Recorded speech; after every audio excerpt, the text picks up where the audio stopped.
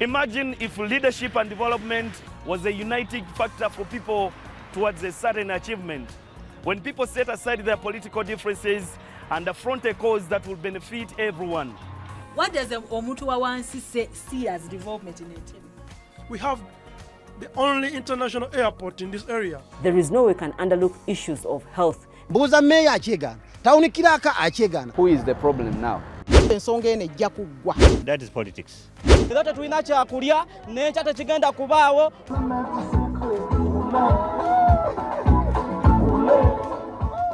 ne President Museveni bannanga akyali baby. Join us every Saturday from 9 to 10 a.m. as we discuss matters in Entebbe, the first Uganda's colonial capital, and what it deserves. Okay, thank you so much for joining us once again on Entebbe today. This beautiful morning, a lot has been happening in the country away from the Kawempe saga.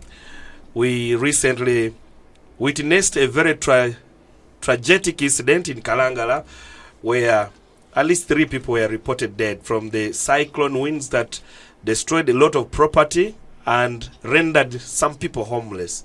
Efforts, of course, by government were made, and as we speak now, many are looking up to relocating, rebuilding their lives after that. But the security stands to be very key and paramount when you talk about building a community or a nation. The Kawempe saga remains to be historical for what happened, and as each and everybody looks up to the 2026 elections, there are questions that are still being posed. Does this reflect on the situation that people are likely to go through or not? Like I said, security very key. The heads of security are the RDCs of districts and sub-districts. With me in the studios today is the Deputy RDC for Kalangala, and an island that is one of those that get attention because 82 islands make that district called Kalangala. Last time in the election, we saw many of the Noop supporters were arrested from Kalangala. Some have never surfaced. Some are still battling the security or the army-related charges, especially possession of military stores. With me in the studios is the Deputy RDC for Kalangala District, Henry Lubura. Thank you so much for joining me on the show. I am exceedingly grateful for hosting me once again. The last time I was here, I was a journalist. I am still one, but I'm also an administrator now. A journalist filled with the security ideas and strategies now. Absolutely. So now we have to look at interventions that will help the societies get better and societies build again to ensure that they can develop further for a country to thrive. Give us an update from the recent cyclone winds that destroyed a lot of property and rendered many people homeless. Well, it was devastating first and foremost for a lot of people, but it wasn't the first one, although it left so much damage to our people in Kalangala. We remember a police officer died, and a wife to a police officer also died, and 2 other people, colleagues of mine who I was so close to. One is Geoffrey, another one was Hassan, and when they met their demise, I thought it is very simple for any one of us to die as quickly as possible. But then we want to thank government first and foremost, and the different partners, including Uganda Red Cross Society and the Office of the Prime Minister, who have always been providing different support to the people. We have seen iron sheets getting to Kalangala, we have seen mattresses getting to Kalangala, we have seen food and other relief items getting to the people who are in distress right now. However, what we need to also understand is that the cyclone did not come all of a sudden. It did not come from planet Mars. We all know it is a result of a combination of measures, including the challenges faced with the environment, degradation and deforestation. One of the reasons as to why the cyclone had to hit the people of Kalangala was only because most of the forests which would reduce the momentum and the strength of the cyclone winds were cut down. So the only windbreakers that were available were the people's homes, which were in the event destroyed, and people had nowhere to stay again. So one of the interventions that we do think or believe that should be done for the people of Kalangala include the reforestation, the respect of environment and the buffer zones, plus the fact that we should stop building and having weak houses in our communities, because some of the houses that were hit were so weak. Temporary structures. Absolutely. Okay, we will go back to Kalangala because, we'll go back to Kawempe for what happened. You were a journalist. How would you characterize what happened in Kawempe in your simple terms as a journalist and now part of the people heading security? What can you call it in simple terms? First and foremost, it is regrettable a situation, because as a journalist, I saw many of my colleagues, the people I've been working with for quite a long period of time, being attacked. I remember on the fateful day, the morning, my colleague who was beaten up, Bekalvoa, posted on his status, WhatsApp status, that there is a new route, and he had security information on what was going to take place and how it was going to take place. He even directed journalists on his status on how to move, where to go, and how to prevent themselves from being attacked by the different stakeholders. Let me just cut you short. In this whole explanation you're trying to make, now this is between a security perspective and from a journalistic. Are the two enemies? They have never been enemies. That's the reason as to why we have interventions. Do you beat them for joy? I don't want to speak like the former IGP. No, I'm just trying to draw an understanding between a security perspective and a journalistic perspective. Allow me to tell you this. Journalists have never been an enemy of the state. They're actually an arm of the state. No. They are the fourth arm of the state. Would you allow me to disagree with you? It is your choice to disagree, but the fact remains that journalists... How many times have you fought with your wife? I can tell you, in 1998, each and every time Andrew Mwenda and Wafula Ogutu plus Telso Nyangobo wrote dissenting opinions from what was taking place in the country and provided alternative facts from what was taking place within the security agencies within the country, the president had to call them each and every time for coffee to quite understand what was taking place, share information to ensure that they can move together to find accountability for a country called Uganda. And that has never changed. The problem today is that there are people or individuals who need to be held accountable for their individual initiatives of engaging in criminality. Because one of the security agencies comes out and says, we do not know those people, we are investigating. Another one, a top commander of one of the security agencies, says, we masterminded it and we knew. Your minister in the government, called Balam Biarogahara, said, we realized that some of the journalists are NUP supporters. Does it make it a crime? I can tell you the official statement by the army was provided before Parliament by the Deputy CDF, Lieutenant General Samo Kiding, who clarified that they regret the circumstances that led to the beating of journalists within Kawempe. What is and the I way actually forward? feel What was the way forward? I also feel because pained, we feel those perpetrators should have been brought to book. I also feel pained by the same situation. However, what do we need to do? We must have rules of engagement each and every time we engage and we do our work. First of all, as journalists, and secondly, as security. Because each and every time, it is something that we have always been actually trying to enforce, trying to tell our people, our seniors. You see, before we go for any operation, for instance, especially during elections, we must have an interaction with journalists. This interaction should culminate into ideas that would help us. Mr. RDC, let me disagree with you. We don't need an interaction with you. An interaction you're talking about is manifested in the Constitution, which stipulates who should do what and who should do what in what capacity. So why do we need to talk again? What are we negotiating? You see, it is very true. Each and every person has a mandate.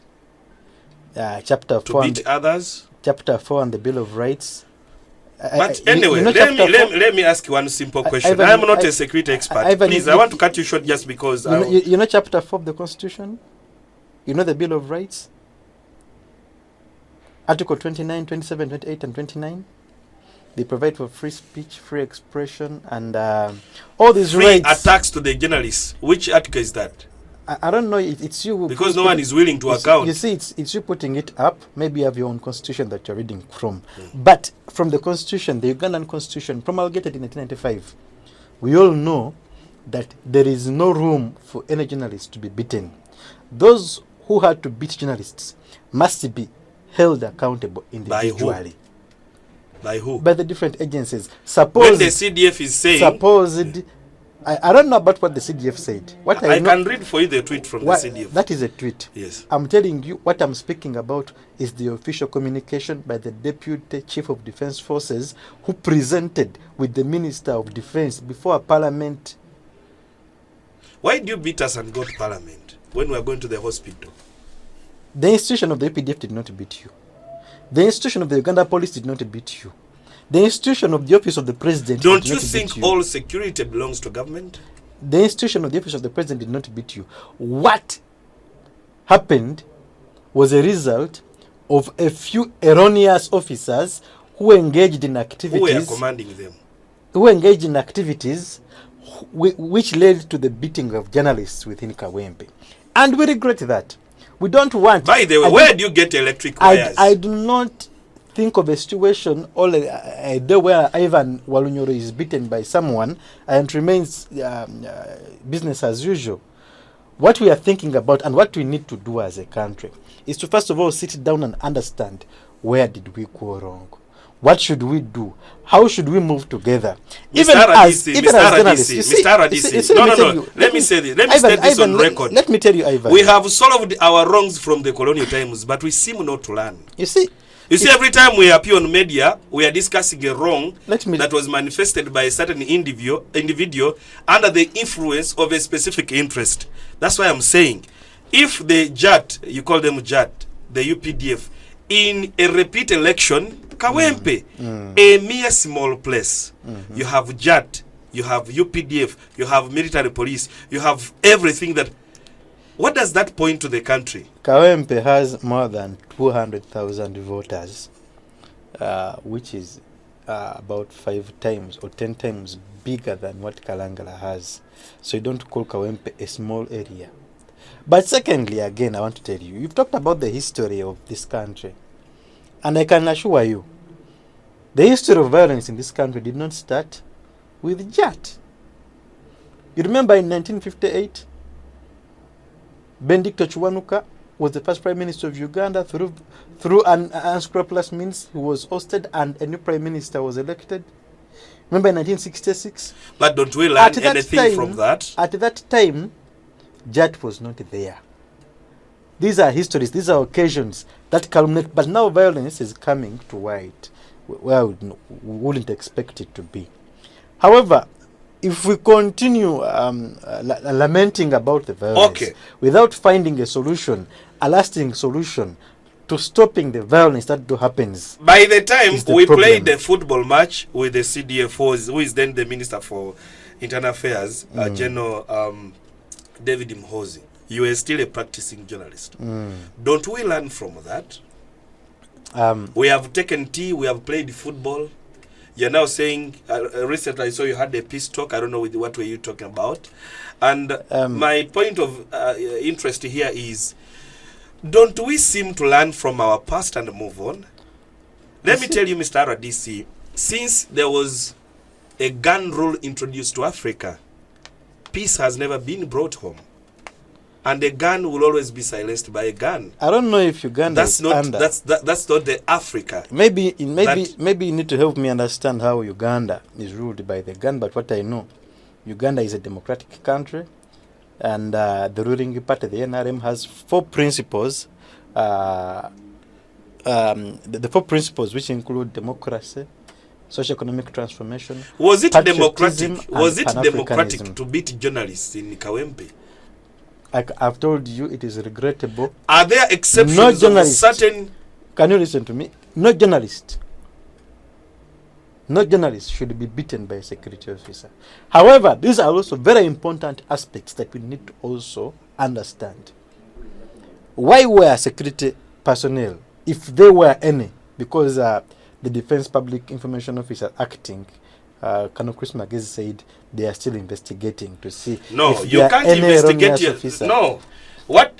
Let me tell you this. I think this is justice to every journalist You see, and the people, because if there is any erroneous officer who engaged in the beating of journalists within Kawempe, he must be held accountable. and where are they? Who are the people commanding them? However, can you please listen to me? No, I'm not going to listen to you defend the wrong. I'm not defending any wrong. You're not going to make what is wrong correct. There is no wrong in jurisprudence.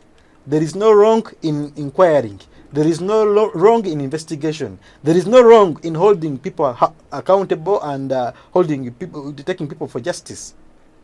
Because today, people like Abubakar Lua, people like Raymond Tamani, people like David Joe, the people like Isano, we're all beaten. And these are all journalists. We need to first of all understand the first aspect is, were they clearly identified as journalists before they were being beaten? But was there a reason to beat them anyway? Secondly. No, let's not look for the justification. Can you listen to me? Here's where, no, I can't listen to you lie to the public. I am not lying. There is a reason. I'm helping you understand. No reason, no, because the other what you are trying to, the other issue is, we also need to ascertain whether the people who were beating journalists were deliberately beating them or not. Thirdly, were deliberately when they went to the hospital. Thirdly, we need to also understand whether it is security personnel who were beating or some other people. Okay. Maybe there were Kadea people who were somewhere beating under the watch of the security. Yes. And they had gone to keep peace. Who was watching? The security. They didn't want to call upon security. And the UPDF uniforms were around. They beat the journalists in the presence of the armed soldiers in the UPDF uniform. I can tell you if that happened, the Defense Public Information Officer said, Mr. RDC, don't speak like you have just landed in Uganda. I can assure you they are still investigating, and I can tell you, you see, we have cases.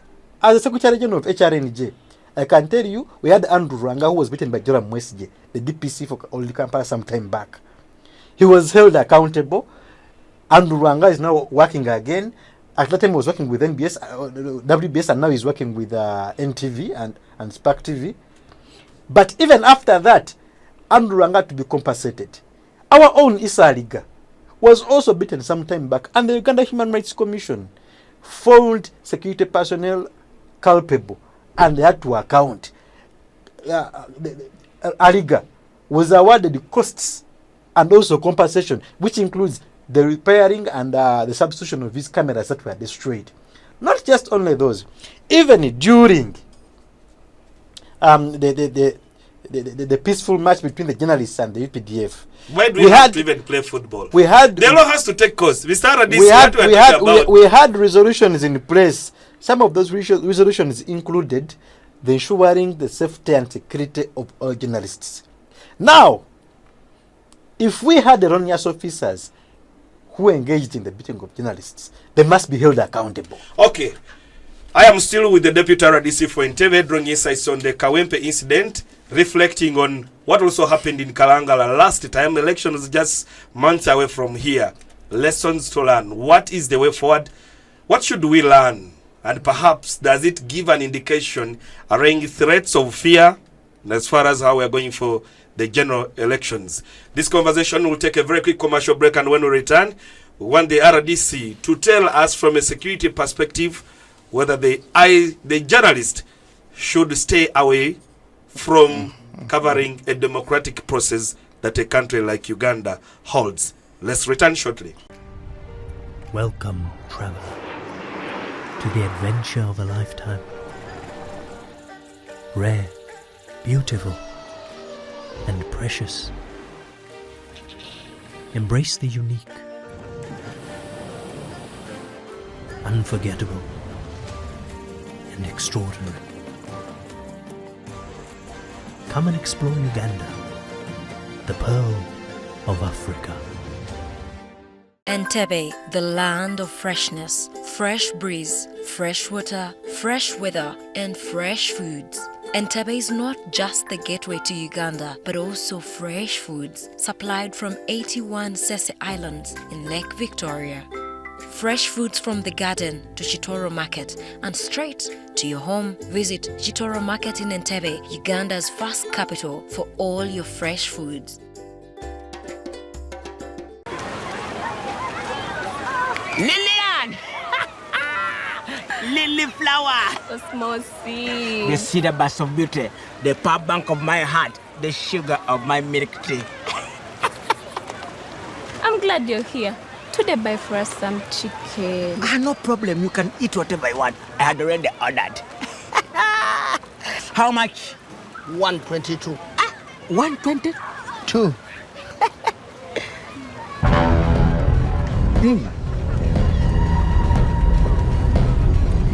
Now, what if I take this one and this one? And can I also borrow this one? How much now? When your money is not enough, don't hassle. We're sorting it with MTN Momo. Use the Momo app or dial *165 *5# to add call with Momo Advance and pay. We'll be back from that commercial break. In the studios, I still have the Deputy RDC for Kalangala District, Henry Lubulwa, discussing security insights, especially what happened to Kawempe and vis-a-vis what happened to Kalangala last time, back then when he was still a journalist. And this time, do those two pose a threat to the media industry? He's still with me. Before we went for the break, you were telling us how you initiated peace talks with the journalists. Yes. Are you amending the constitution? The constitution also guarantees the fact that we should also have mediation between different parties. If you didn't know, I can assure you, on Wednesday, I, together with the UN Women and SHED, plus the RDC for Kawempe is Haji Nuru Njuchi. Another stakeholders, HR India, the Human Rights Center for Journalists, Uganda, Sempala was there. Did you invite the culprits, those that were beaten? Actually, Abubakar Lubawa was there, David Dijo was there. We also had Raymond Tamale in the same conference. And we had to be open about whatever was taking place. We also regret the fact that these people were beaten. Because no one is supposed to be beaten. That is the violation of the Constitution. Chapter 4 of the Constitution is very clear.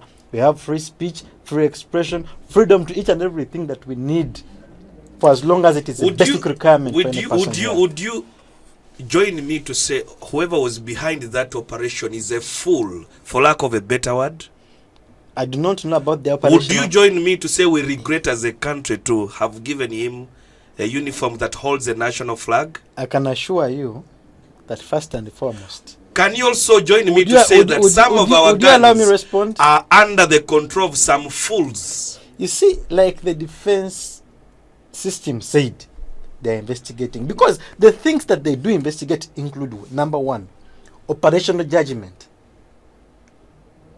What was the judgment of the commanding officer, of the implementing officer, when they were beating or even engaging in the operation? Were they threatened? The officers. Kawempe is one place with so many suburbs, I can tell you. And so is it a crime to have a suburb? And so many ghettos. Is it not the work of the government? Could you please listen to me? No, I'm not going to listen to you to saying trash. No, what is wrong with having a suburb? Actually, let me tell you, these suburbs and these ghettos have always had people who first and foremost engage in criminality. But also engaging with the connivance of the journalists and the media personnel. Now, I'm getting to that issue. The issue of journalists comes in. We need to understand, were they clearly identical? You are not. But why were the civilians not beaten? Were you specifically? Because in the group and the people that were beaten, I did not see any civilian. I am not well Does that, in your common understanding, justify that there was a target? I am not well cognizant on who was beaten and who wasn't. But for the fact I know, 3 or 4 journalists were beaten. One of them is Sano. The second one is Abu. Third one is Ijo. The fourth one is what about the Tamale. top TV journalists whose eye? Also that one. But actually, we can also get to that case. But before we get to that case, actually, me, I can even tell you more that there is a lady called Hasfa from Spark TV was also beaten. Allow me respond. No, you are narrowing the conversation. That's why I'm not allowing. The conversation is not narrowing. Identifying one or two people is giving examples, not meaning that they are the only people who were beaten. But now here is the issue. As we're also analyzing the judgment of the officers who were engaging in the operation, we also have to analyze what was the judgment of the journalists engaging in the operation. Were they confrontational? If they weren't, at what point do you think a journalist can confront a security officer? Not, you know what we're speaking here. Let's not fool the audience. RDC is not about thinking. RDC. This is we about are using what really happened. Let's try to use common understanding. Let's try to use common understanding. Yes. You have all gone for an operation. I would want to say that even journalists were sort of doing an operation where you are armed with a gun, a baton, with even electric wires. I don't know where you got them, the solidos. Have you seen me? Over time, I've had women complain of people vandalizing their wires, and you were holding them. I don't know why. Have you seen me the solido before? No, I've not seen it, but we are speaking about the Kawempe incident. You also have journalists, I want to say, armed with cameras. Actually, yes, cameras. I should also tell you this. And from police is also investigating who were these people with solidos. But the main complainer should have been Umema. That is now it has been phased out. But Umema should have now you. Police is also complaining. But anyway, who are these people who are holding the solidos? Okay, you are now a deputy RDC for Kalangala, deputy in charge of security Kalangala. You saw what happened to the NUP supporters last time in Kalangala, beaten, phones vandalized, actually airlifted from Kalangala to the military. I want to assure you. Military custody. Some of them, yes. Sadabu Chitata, Alimivule, Dennis Onyango, not Dennis, Onyango of NBS in Northern Uganda, and other journalists were there. I can assure you, no NUP supporter was beaten in Kalangala. They were beaten. I can assure you. They were beaten. What happened is that they were beaten, produced in court. Actually, let me tell you. When they were, that is false. I'm telling you as an eyewitness. I was a journalist then, and I can assure you. No, at what point did you tell that somebody has been beaten? In your understanding, no journalist was beaten. That's why I'm asking you. Can you allow me tell you what happened? I will not allow you to lie. And I said lying. I'm telling you the truth. Some of you see, you are not there. Were you there? No. Were you there? I wasn't there. But now okay, because you can you listen to me? I saw them in court. I saw them in court. And they were. I saw them in court. I can assure you this is what happened in Kalangala. They were arrested. Actually, I was also arrested. In Kalangala. Maybe they knew you were going to be the next RDC for Kalangala and they didn't care about you. Whatever you may think. But you see, we saw these people in court. This is not about hypotheticals. This is about facts. This is what happened. Chagulanyi arrived in Kalangala at around. Okay, let me ask you a simple question. Simple question before we are going to proceed. As security personnel, when will you stop lying? Who lied? Who lied? You're on national media. When will you stop lying? Let me tell you, and this is the problem we find with you journalists. Because someone of good enough you are. And let me tell you, when Daniel Kalinaki was trying to explain the reason as to why the monitor wouldn't be closed because of the seducer later, he argued that instead of government closing monitor, they would have provided the company monitor NMG with superior information that would rubbish away what seducer was saying. And that is something which is ideological. Something here. You should not tell me that I'm lying when I'm giving you alternative facts. No. Let me tell you, so many times as a person who has they are correct as you think, as a person who has been in the media for quite a long period of time, more than 12 years, I can tell you this. Many journalists have always provided wrong information to the public. Why don't you clarify? And I'm clarifying to you, and I'm saying I'm giving you wrong information. No, because let me tell you.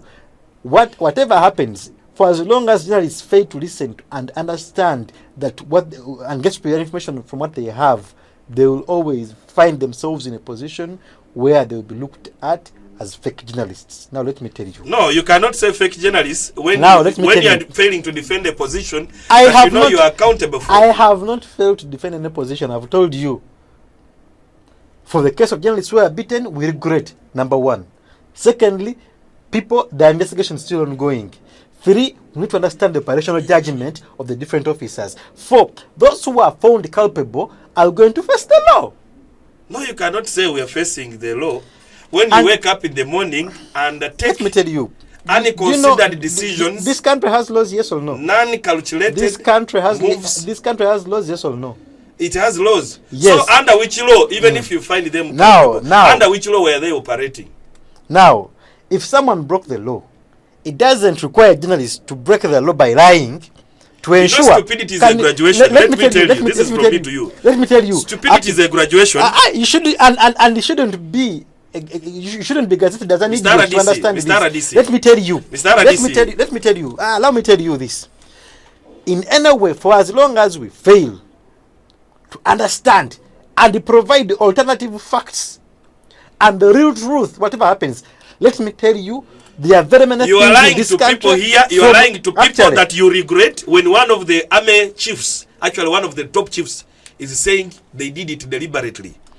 Now, are you showing us your divided in your understanding? That's why I wanted to read it for you. Tweet is here. That you are reading for me a tweet? When Parliament, an office, culminated from the Constitution, is there, and the Deputy Chief of Defence Forces were there saying that they regret whatever happened. You are saying a deputy. What if his superior said it? Was he in Parliament, or he was joking somewhere? Are you moving on the same line as security operatives? Yes, we are. And that is why we have an official communication platform. Do you agree? Would you agree with me that yes, that some of your moves in operations are maybe never calculated? That is wrong. Why do you then?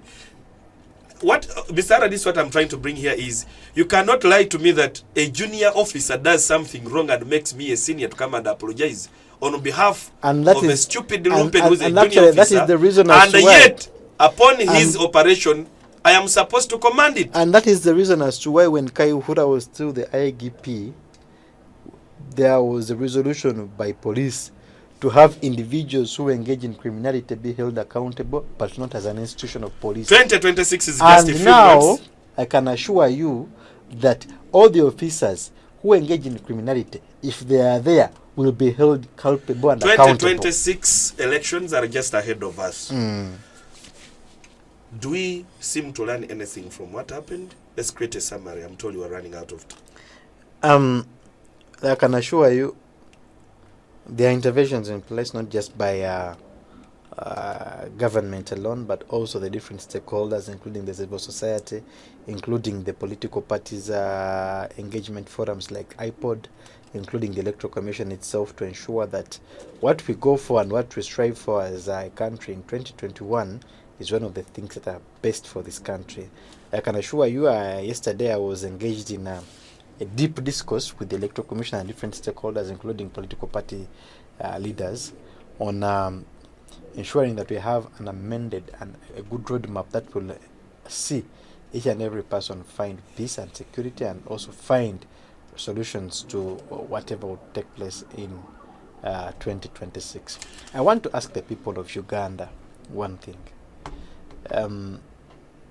Elections are not a do or die, and this is what I've always been asking, and this is what I actually want to tell what Ugandans are concerned with. And please be open. We don't need, when we are expressing a democratic process, our colleagues, take away the guns. Our colleagues, let the people enjoy their peace. Please. They know who to vote. You see, now you've not let me. You are no statement. Because you are taking us back to the conversation. Find a paper and a pen. As I finish, you also write down these things and respond. Now let me tell you what I want to ask the people of Uganda and the country at large, especially those both in opposition and in government.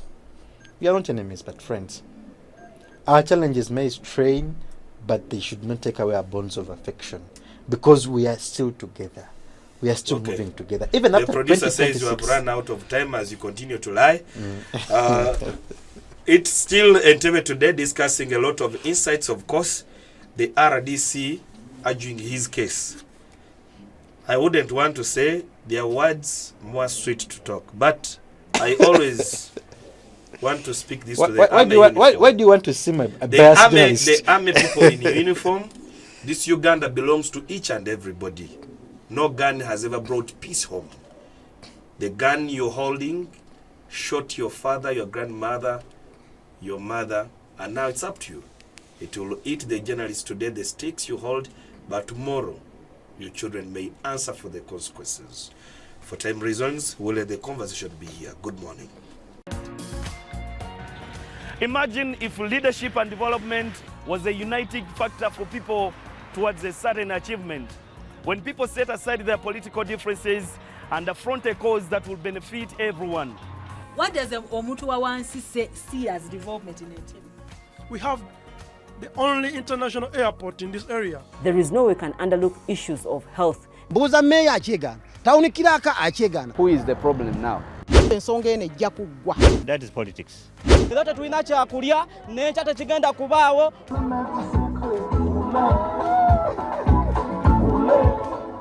Ate ne President Museveni bannanga akyali baby.